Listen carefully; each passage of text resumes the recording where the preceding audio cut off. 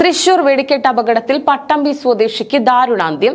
പട്ടാമ്പി മുതുതല കോഴിക്കോട്രി സ്വദേശി പ്രവീണാണ് മരിച്ചത്. അപകടത്തിൽ പ്രവീണിന് 90% പൊള്ളലേറ്റിരുന്നു. തൃശൂർ മുണ്ടത്തിക്കോട് വെടിക്കെട്ടുപുരയിൽ നടന്ന സ്ഫോടനത്തിലാണ് പട്ടാമ്പി കോഴിക്കോട്രി സ്വദേശി 45 വയസ്സുകാരൻ പ്രവീൺ മരിച്ചത്. അപകടത്തിൽ പ്രവീണിന് 90% പൊള്ളലേറ്റിരുന്നു. തൃശൂർ മെഡിക്കൽ കോളേജ് ആശുപത്രിയിൽ ചികിത്സയിലായിരിക്കെ ഉച്ചയോടുകൂടിയായിരുന്നു മരണം സംഭവിച്ചത്.